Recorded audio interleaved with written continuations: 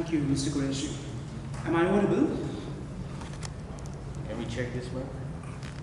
Is the mic working?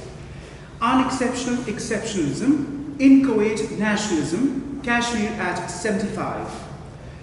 None of these tired legal arguments, as the Scottish historian John Kay remarked in summing up the Kashmir dilemma, need have precluded a negotiated settlement had it been possible to isolate the Kashmir problem. But it was not possible. Like a fuse box, Kashmir was soon discovered to lie at a point where the delicate internal wiring of two new and complex polities met a high number of high-voltage external polarities. That succinct summation could be revised with just one insertion to now read nuclearized high-voltage external polarities. But my task on hand here this morning is not to discuss sonorously yet again peace prospects in Kashmir.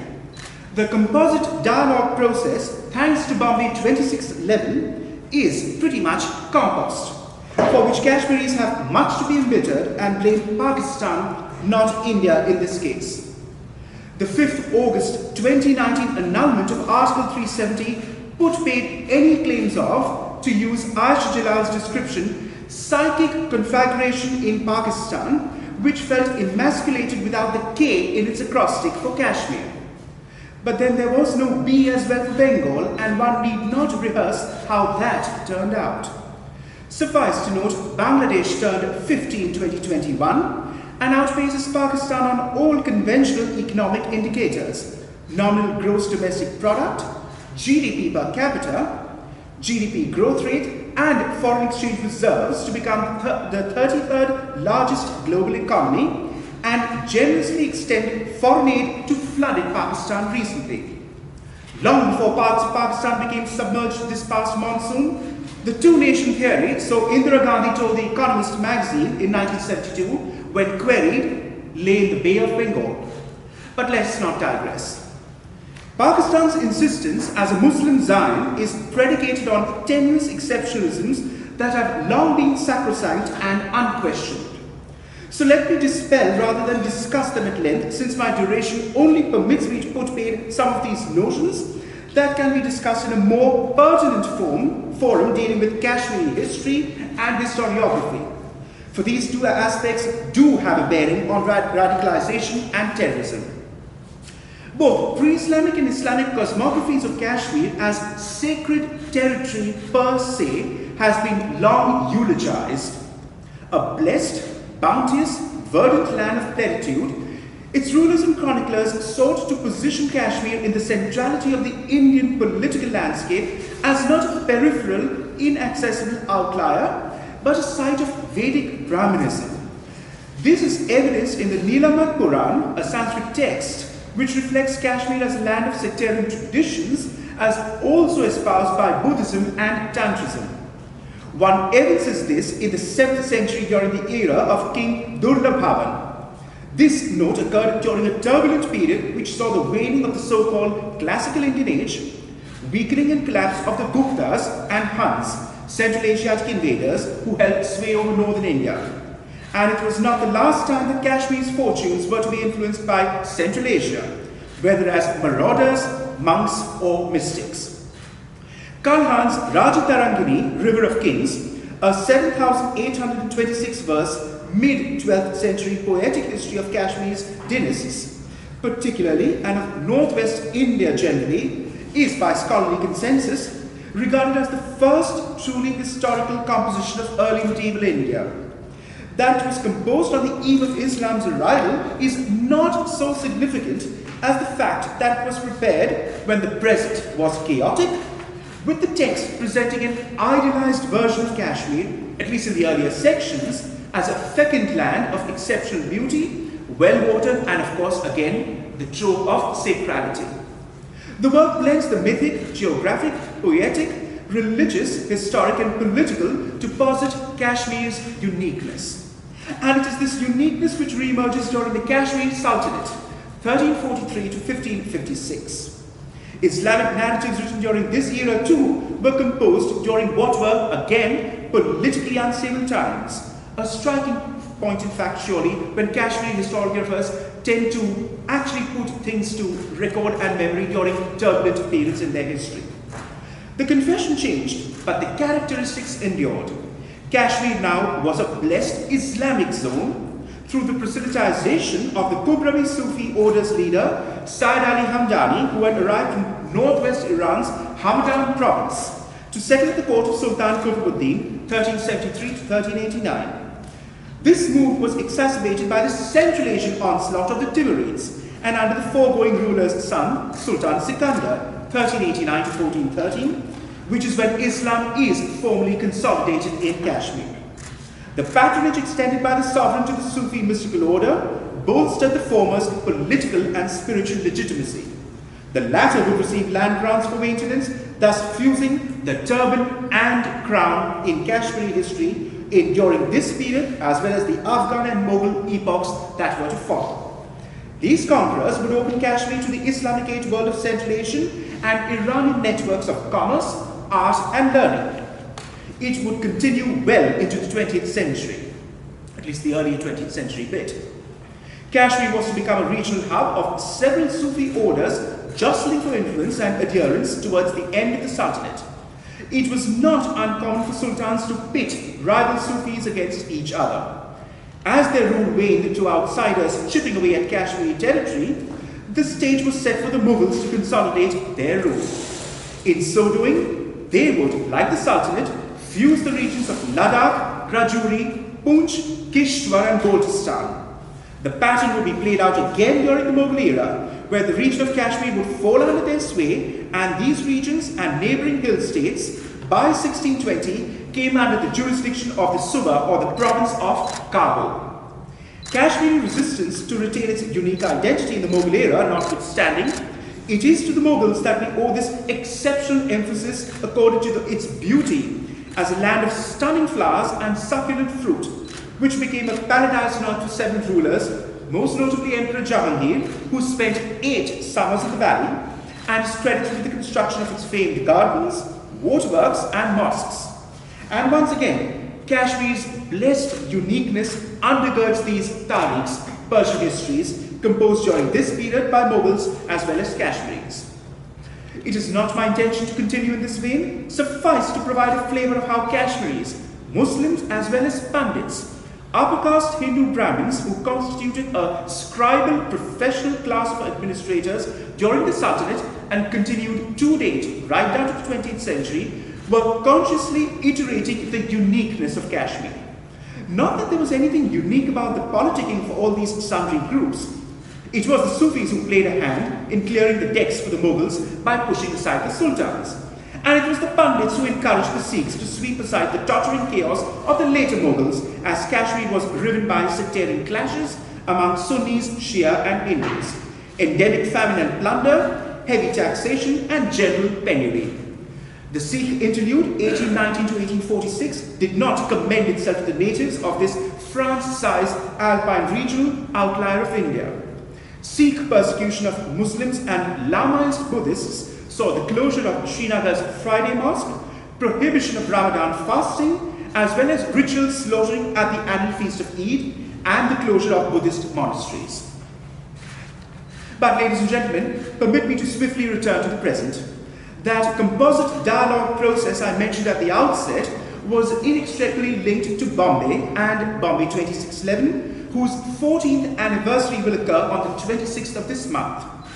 Neither India nor the global community has forgotten, for although Pakistan has been momentarily taken off the Financial Action Task Force grey list, the UN Security Council's Counter-Terrorism Committee, CTC, convened in a rare instance away from New York last week in Bombay at the scene of the attacks that gripped the world, the Taj Mahal Palace Hotel. Bombay was where the last Maharaja, Jammu-born Hari Singh, died in 1961. His sumptuous residence, Kashmir House, was in the upscale Malabar Hill, only a lane away from another Malabar Hill resident at number 2 Mount Pleasant Road, a certain M.A. Jinnah. Neither ever met in Bombay or Kashmir, though Jinnah visited Kashmir thrice, 1926, 1936 and 1944. By the time of his last visit, he was known among certain sections of the Muslim population. The Pakistani historian Farooq Ahmad Dar, himself an ethnic Kashmiri, however, highlights that Jinnah was reticent to cultivate the Muslim Conference Party, lest its closeness to the All India Muslim League raised suspicion among other quarters in the kingdom. Jinnah made no overtures to either the Muslim or the national conferences pre-1947, let it be noted. I propose now to rectify the reductiveness that accompanies any contemporary discussion of the erstwhile kingdom, the largest among 565 princely states embedded and coterminous with the British provinces of the Indian Empire. Time does not permit me to trace the antecedents of this kingdom and the advent of Dogra dynastic rule with an intact Rajput genealogy conveniently drawn up with a little British cooperation by the March 1846 Treaty of Amritsar to establish their sway in this vast northern expanse. Nor is it possible to contextualize this through theories of modernity and state formation. And there is a very banal reason for this. It is difficult to talk of Kashmiri nationalism since there is no nation state to institutionalize the narrative of Kashmiri nationalism. Kashmiris have a fragile identity, as Nasreen Ali, a British Pakistani academic, put it, simply because they lack an institutional panoply that would establish Kashmir and have failed to articulate a collective national identity because of the contested and divided nature of Kashmir. The Dogra dynasts purchased this territory from the British. Gulab Singh, the first ruler, assumed proprietary rights over those lands of Jammu and Kashmir, the Vale, historically, culturally and religiously linked to the then Sikh kingdom of what is today's West Punjab. The Dogras were to annex Ladakh at the easternmost end later after a local rebellion.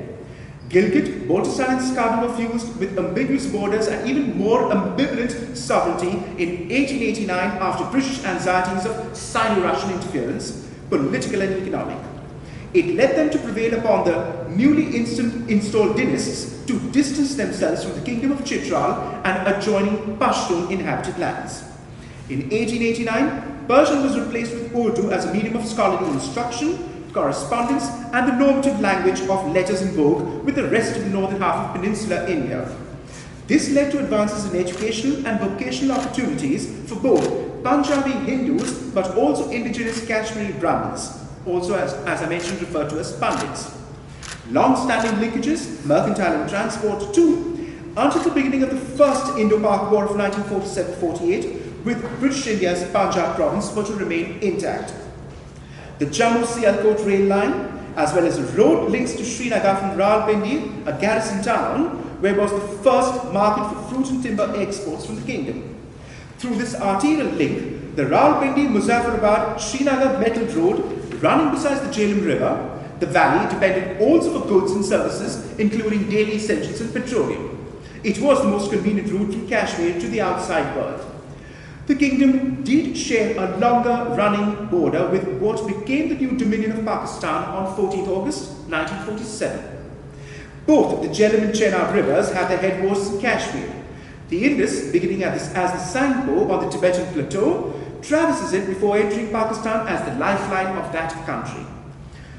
But correlation is not causation.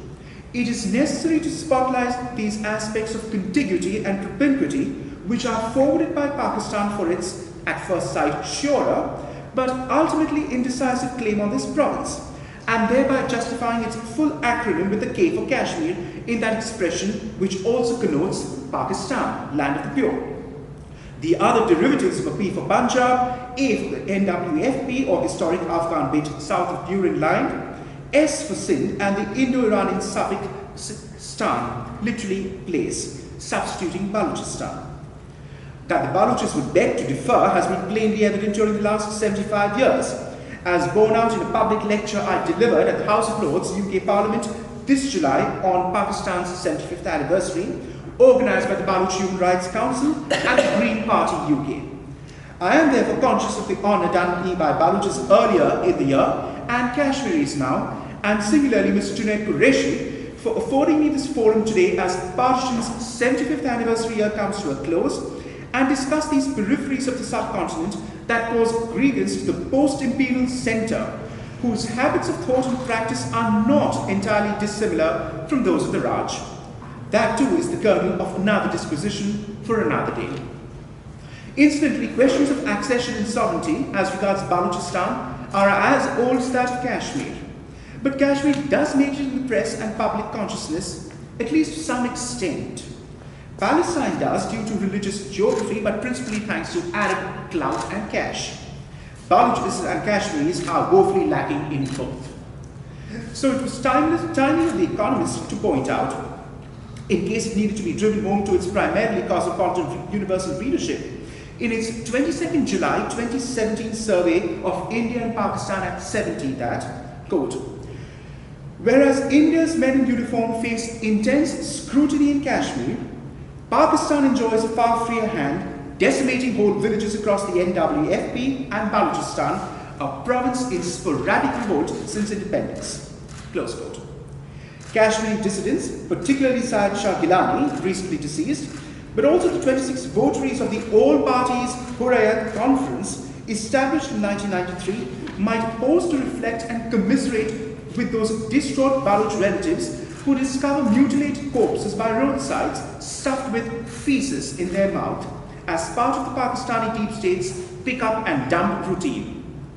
Bengalis, as former East Pakistanis, were Sunni Hanafis like Kashmiris and Balochis, but even they did not have to endure this. The stunning silence of Pakistanis particularly, or Muslims generally for that matter, vindicates the sordid truism that they are selectively animated by outrages visited upon Muslims. Palestinians and Kashmiris during the last 75 years have never reported anything so repulsive in their litany of grievances committed by Indian and Israeli, namely non-Muslim security forces. It is time Kashmiris on both sides of the line of control were made aware of putrefied, mutilated cadavers of fellow Muslims in the land of the pure, Pakistan, which was dismissed as the land of the polluted, Palidistan, and also Kyrgyzstan, land of the dust, in punchy put-downs back in the 1930s and 40s by Maulana Mazhar Ali Azhar and Ataullah Shah Bukhari, who lambasted Jinnah and his All India Muslim League and their movement. Their critique of Muslim nationalism and what would unfold has been grimly vindicated. And of course, they relentlessly parodied the Qaid-e-Azam great leader as the Kafir-e-Azam great infidel, Mr. M.A. Jinnah. The basis of Jinnah's contention that Kashmir's absorption into the Indian Union was based on, quote, fraud and violence is, in a word, baseless. The confessional card, often touted, is adduced as the justification for Kashmir belonging to Pakistan and thereby vindicating the two-nation theory.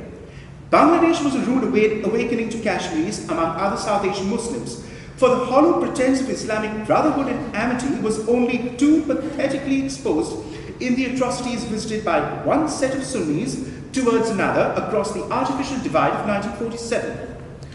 Sumit Ganguly and his co-editors on a retrospective volume of essays on Kashmir said that what was in the mind of most scholars, namely, if Pakistan could not cohere on the basis of religion alone, it had few moral claims on its co-religionists in Kashmir, close quote. And as Hussain Haqqani, a former Pakistani diplomat, tellingly points out, the diminishing significance of the Kashmir is vital for Pakistan's economic survival argument, which at least in the late 1940s and throughout the 50s was posited as the need to merge it with Pakistan. This is not set any store now because, as Haqqani explains, quote, there has been no threat to the flow of river water into Pakistan despite Indian control over Kashmir, nor has the lack of access to the state's resources impeded Pakistan's economic growth.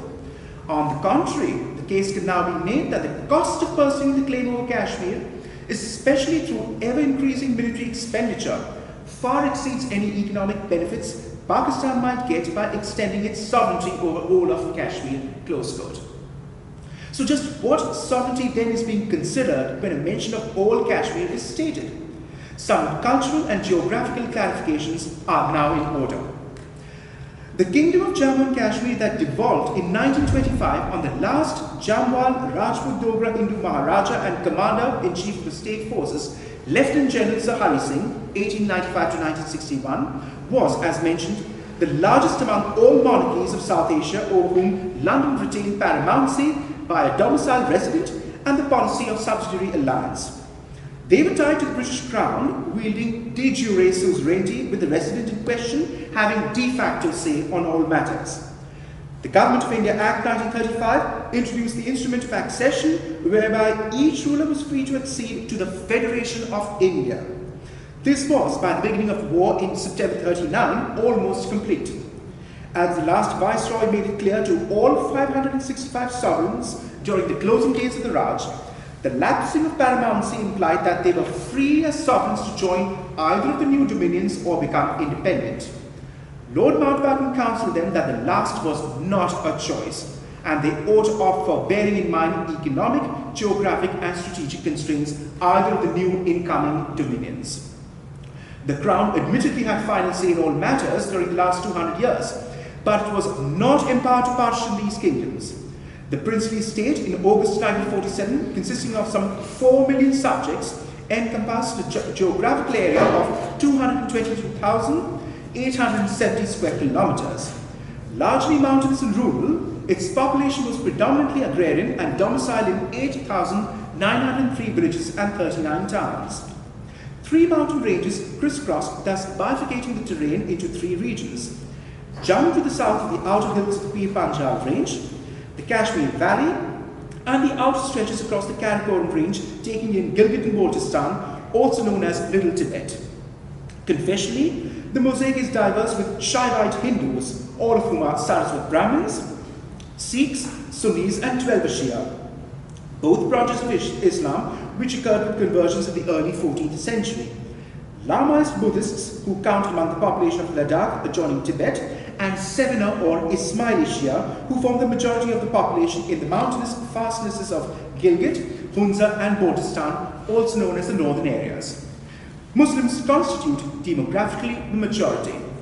Immigrant Pashtun communities also settled in the valley during 19th and early 20th centuries. Time and space do not permit me to provide a full-blown narrative, for much of this has been rehearsed extensively, albeit controversially, depending on the viewpoint of the author concerned.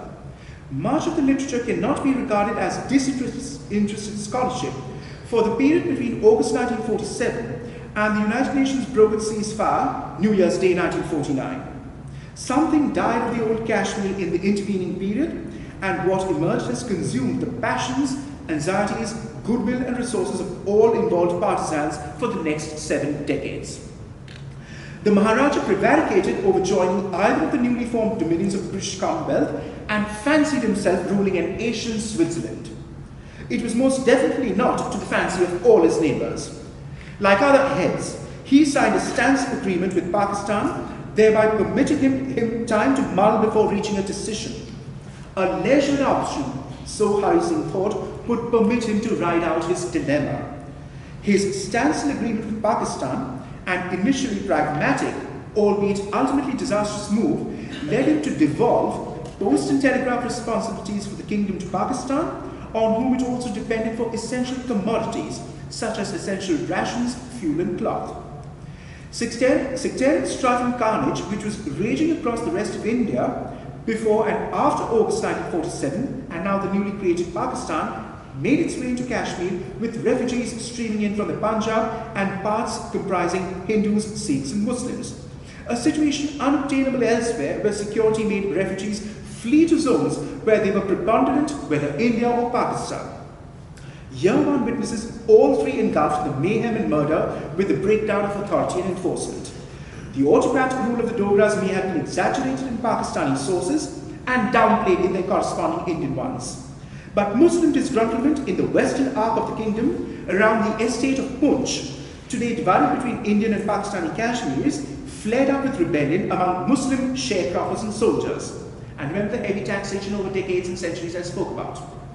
Most, if not all, whom were incidentally well-equipped, demobbed returnees after the 1945 war. Hari Singh's high-handed, if not ham-fisted handling of this led to a sectarian breakdown among the rank and file of state troops, with Muslims revolting against their Sikh and Hindu commanding officers. And also in some instances, Muslim troops disobeying their Muslim superiors in the Jammu and Kashmir state forces. Pakistan withdrew its lifeline to the kingdom a month later in September 1947, citing atrocities inflicted on Muslims. Massacres, if not outright disappearance of Muslims in Jammu, doubtless took place. As a backlash against the slaying or forcible conversion of Sikhs and Hindus on the western edge of the kingdom, straddling the new border with Pakistan.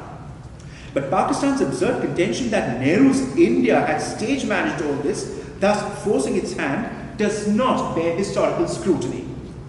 Pakistan, only going for a month, barely able to sustain itself, decided to raise the stakes by embarking on jihad as a foreign policy maneuver to force a favorable outcome. It remains an option exercised by it even to this day. Pakistan could have claimed the high moral ground but opted for skullduggery, justified as statecraft.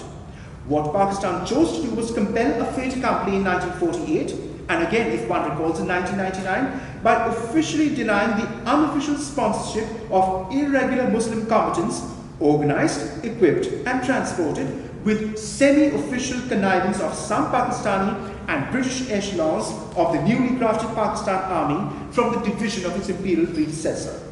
These were foot soldiers consisting of Masood and Afridi Pashtun volunteers exhorted to battle from the NWFP, Waziristan and Punjab. The battle cry, Islam in Danger, emanating from Army Headquarters Rawalpindi, under the overall command of Major Akbar Khan, going by the alias Mr. Tariq, in the final analysis went pear-shaped.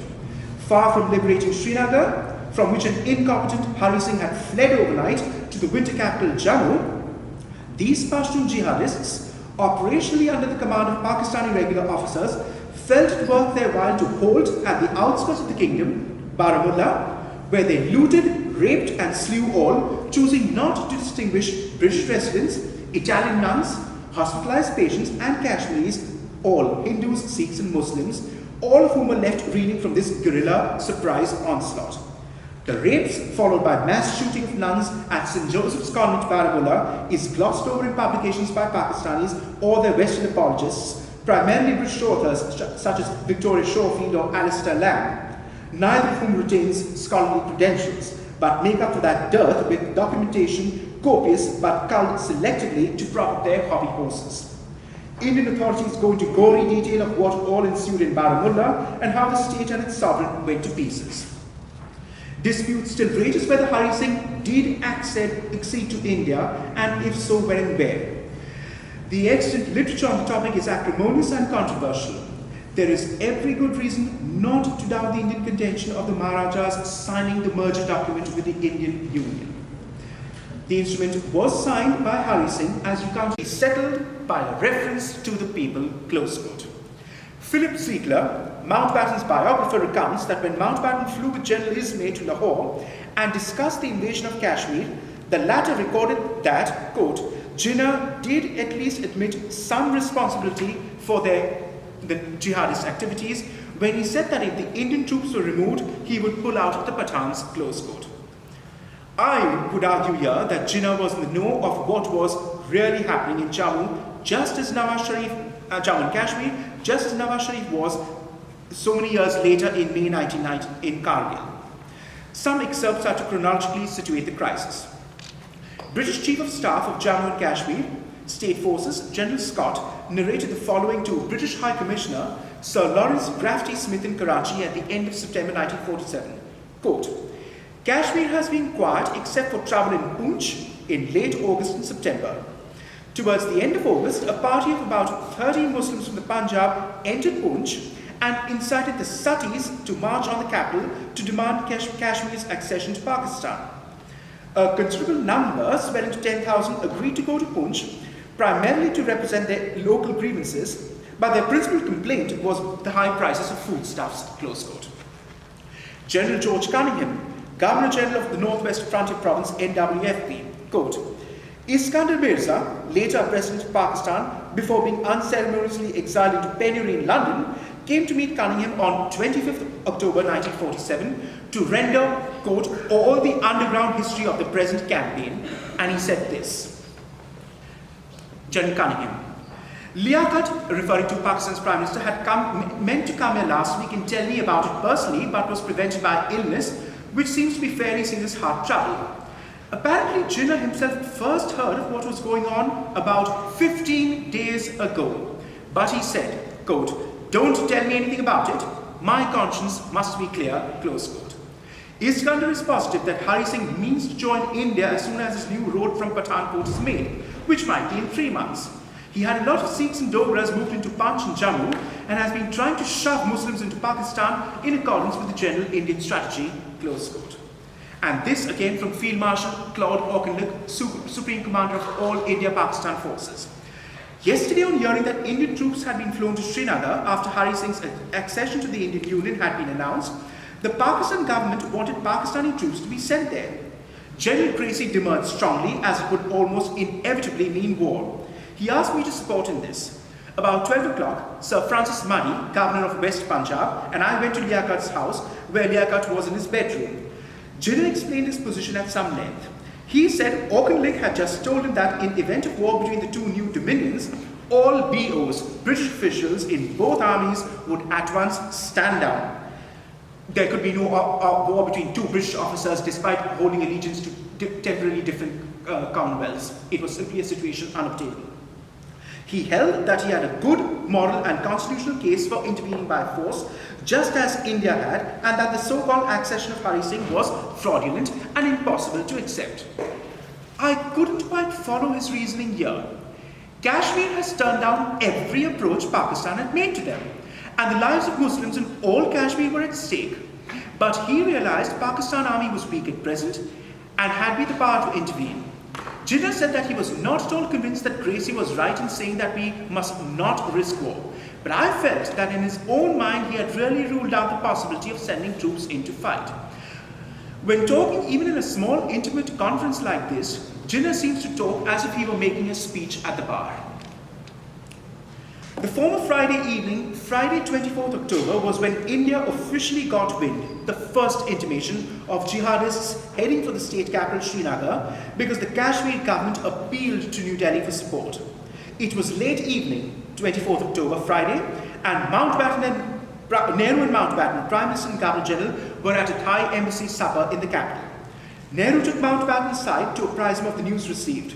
India's response was discussed at a meeting the following morning, Saturday, 25th October, the very day Mirza was filling in the gaps of Cunningham, as I mentioned about Jinnah and my conscience being clear, beginning with the start of the pre-dawn invasion on 22nd October, commencing at 0430 hours. So Mountbatten flew to Lahore on 1st November to meet Jinnah and his deputy, Liaquat Ali Khan, for a comprehensive peace plan involving ceasefire, withdrawal of the raiders first, next that of the Indian troops, followed by UN-supervised plebiscite. Mountbatten, it should be noted, had no brief or authority from the Indian cabinet. But Mountbatten obtained a concession from them for Nehru informed Kashmir Prime Minister M.C. Mahajan on 31st October that a, quote, plebiscite has to be impartial, close quote. Jinnah rejected it outright. Lord Ismay, present at these talks, inquired of Jinnah how the fighting should be stopped. To this, Jinnah said all parties must withdraw. When Mountbatten pressed him who and what would it take to get the jihadists to relent, Jinnah replied that all he had to do was tell them and they would simply listen to him. Jinnah, it may be recalled, was often heard stating on the eve of partition that in Pakistan, my word shall be the word of God. The nub of the matter was that Jinnah knew he could not risk a plebiscite since Ghulam Abbas's Muslim conference counted for nothing in the valley, but only the western districts in and around Poonch. It was Sheikh Abdullah's National Conference who held sway, but never saw eye to eye with Jinnah or the Muslim League in the years leading to partition.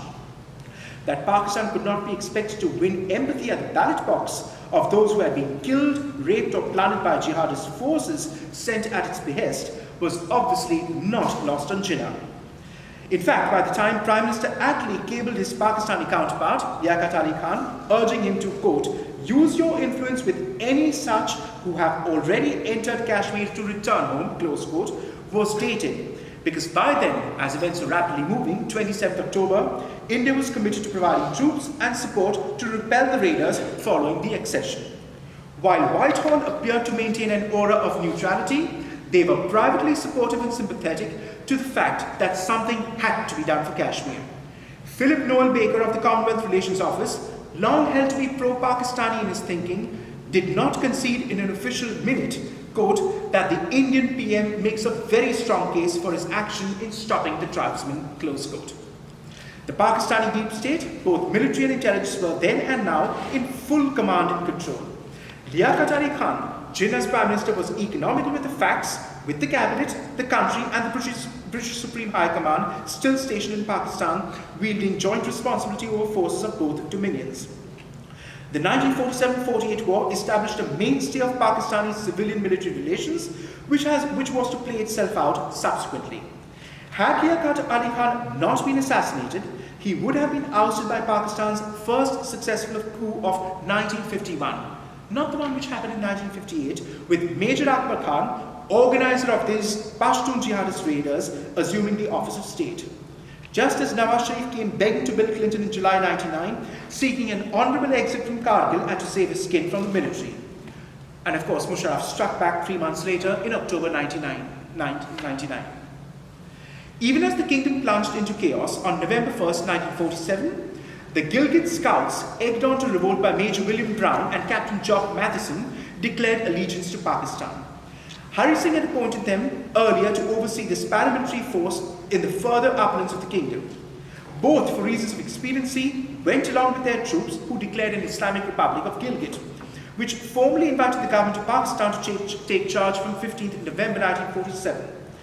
Brown was quietly shunted off to Peshawar, and he was mentioned in the New Year's list of honours bestowed by the king. George VI, note, who was head of state of both India and Pakistan even after independence.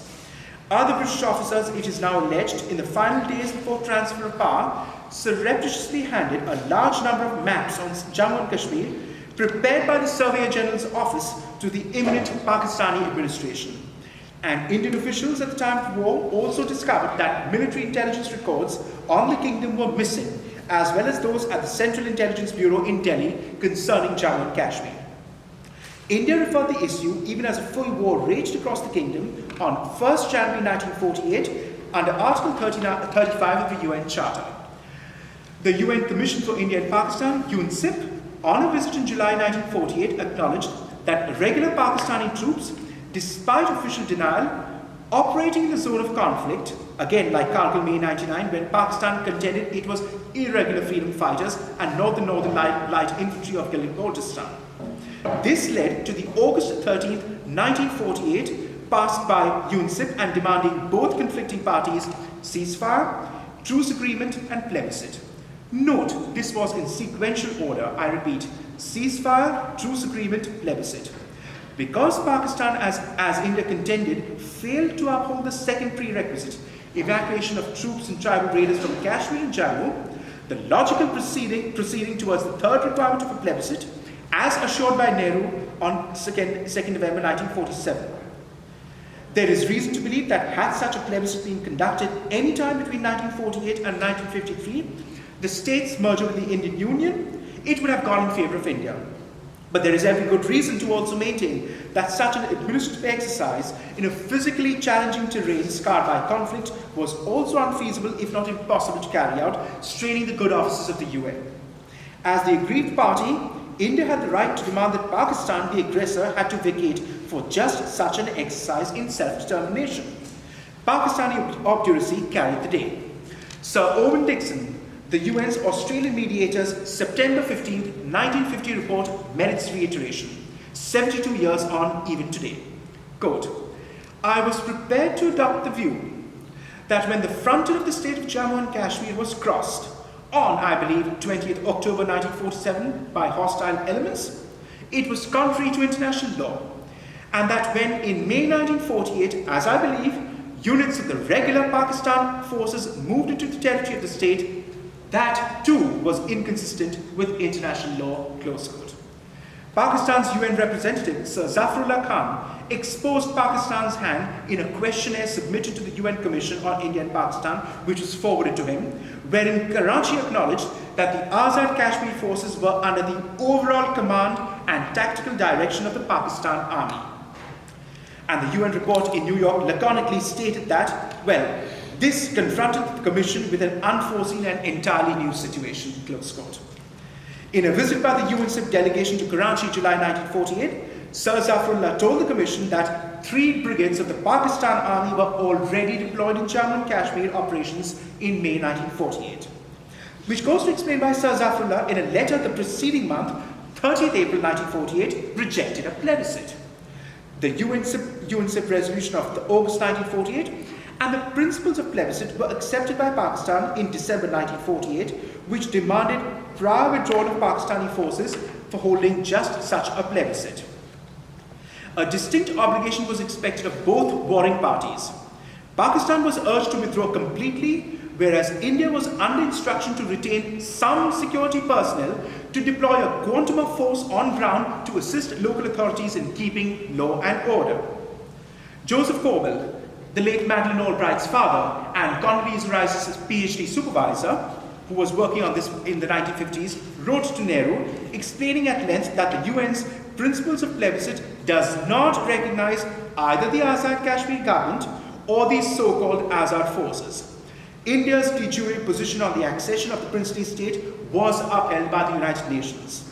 Not for nothing did Pakistan never mention the plebiscite in UN Security Council Resolution 211 following the Second Indo-Pakistan War of 1965, UN Security Council Resolution 311 after the Third Indo-Pakistan War of 1971, or the similar agreement the following year, 1972. But most tellingly, it is the legal principle of rebus sic stantibus, which clinches the Indian case.